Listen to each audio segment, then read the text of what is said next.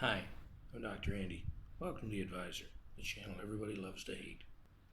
Remember, feelings are not reality. Now that we've got that out of the way, what should we talk about today? Actually, today I want to talk about a hero, a real genuine hero. This piece is from the Quartz Africa Weekly Brief, just came out a few hours ago. The 70th anniversary of the birth of Steve Biko. Steve Biko. Who is Steve Biko? Steve Biko was born in 1947. He was an activist. He fought bravely against the apartheid regime in South Africa. Tragically, he died very, very young, at only 30 years of age, after a scuffle in a prison in Fort Elizabeth, South Africa. For a long time, quite a while. Well, I don't know, it might not have been a long time, but at least at first, police actually claimed that he had died of a hunger strike, which was actually not true. I think what they feared was what happened, which was that he eventually became a martyr because of his sacrifice and his efforts in the cause. He is sort of he is a hero alongside the likes of Nelson Mandela and others who fought hard and in his case made the ultimate sacrifice for apartheid. Let me take a look here on some notes, as I always do. As we take a look. Okay. Denzel Washington actually played him in a movie, the movie Cry Freedom. The Steve Biko Foundation today carries on the mission of the attempts to forward the legacy of Mr. Biko, forwards the legacy in a couple of ways, emphasizing self-reliance, emphasizing progress through education, progress through learning, dedicated to the pursuit of equality and justice. He was the founder of the Black Consciousness Movement. He started that in South Africa. He started a student organization in 1968, but was then expelled for his activism in 1972. Now he was going to become a doctor. So what happened is that he basically sacrificed his career goal of being a doctor in order to try to forward the progress of the blacks in their fight against the horrific apartheid regime in South Africa. Here's some quotes which I think are quite powerful. He said, "People must not give in to the hardship of life. People must develop a hope." Another one here, another one, this is wonderful.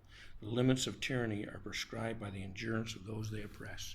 The limits of tyranny are prescribed by the endurance of those they oppress. The endurance of those they oppress. Isn't that interesting? It's you've got to fight back against the evil. You cannot let it go forward. You cannot let it be the definition of a society or a movement. Very, very powerful. Mr. Steve Biko. You know, of course, when I see these things, I can't help but contrast in my mind. And as I was reading and learning about Mr. Biko, to movements like Black Lives Matter in America that want dead cops and they want them now. People like feminist Jessica Valente, who supposedly believes in equal rights and glorifies male tears, walks around wearing shirts saying that she bathes in male tears, very happy about that, about the hurt that people are experiencing. Seems rather sick to me, but apparently that is today's, So the question is this: where are today's heroes? Where are the heroes today? Do we need them? Do we need heroes today? It's a good question, I think. I would say yes, actually, because there are places in the world, probably not the United States, probably not Canada, the UK, the West, Europe, Australia, and so on and on. Probably not what we would call the developed world, though I don't really like to use that term because I think it's a little bit silly, claiming that one part of the world is better than others. But regardless of how you look at it, there are places. What about Saudi Arabia? Is there sexism in Saudi Arabia? Well, pretty clearly there is. Is there racism in Saudi Arabia? I think it's pretty clear there is. What about Pakistan? Sexism in Pakistan? Honor killings, for example. What is an honor killing? An honor killing is when you kill a woman who committed adultery. Now, that's bad enough to start with, killing someone who's committing adultery. But here's the interesting thing. Even if the woman who is married is raped, still she can be killed in honor killing, which is condoned in certain societies, because it is said that she should have somehow prevented herself from being raped, and she's dishonored her husband because she's supposed to belong to him only. Now, it's bad enough to kill someone for adultery, period. It's pretty despicable when they actually were raped, so it's completely non-consensual in any... Anyway, those are the kinds of societies that we have in certain places in the world, and I've just given 2 examples. There are other places, obviously. There's a number of places. This is somewhere we need heroes. We need some of the ideas of the feminists and others. But it's interesting. Why don't we have the SJWs over there? Why don't we have some of the feminists advocating these places? Well, here's why I think we don't. Because people like Steve Biko and Nelson Mandela and others had the courage of their convictions. The courage of their convictions. That's what they had. What the SJWs have, what do they have? Well, mostly I think they have a commitment to cash. A commitment to cash. Not the courage of their convictions, rather a commitment to cash. How do I come up with something like that? Anita Sarkeesian, for example, I think makes $5,000 a speech. What does she speak about? She speaks about, I don't know, the depictions of women in video games, which is actually ridiculous because video games depict ideal characters physically and mentally and so on, women or men. It's a game. It's like, it is a game. That's what it is. People don't really want to be Mr. or Miss Average when they play on video games. So yes, they do actually, have this depiction of the ideal woman, which maybe is voluptuous or sexual or what have you, but also the ideal man with a six-pack and massive pecs and abs and everything, things that normal guys like me don't have. You don't see me crying about it. But this is what Ms. Sarkeesian, and there's so many other examples. Jessica Valente is probably a multimillionaire.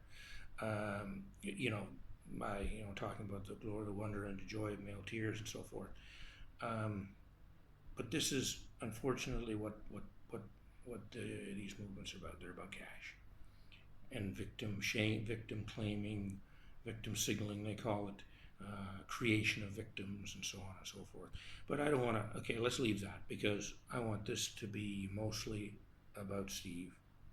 So let's finish this up by honoring Steve Biko. I want to bring attention to him because I admit I wasn't aware of him, and I read about him today, and I feel that it's an enrichment to my life to know about him and to know what he did and how important he was in our world to bring forth some of the changes that happened not only in South Africa but in other countries as well, where people do have equal rights and people do have equal opportunity, and that's exactly what people should have. So I want to thank Mr. Biko, even though he isn't here to listen. I hope that in the spiritual world he hears it. I want to thank you, Mr. Biko, Mr. Steve Biko. Thank you. Thank you for your courage. Thank you for your character. Thank you for your commitment and for the ultimate sacrifice. I mean, you lost your life in this effort. And thank you for your efforts to make our world a better place. And so I don't have too much else to say. Please leave your comments if you liked the video. I'd appreciate a thumbs up or a subscription, or both is even better. So God bless y'all. This is the advisor, Dr. Andy, checking out.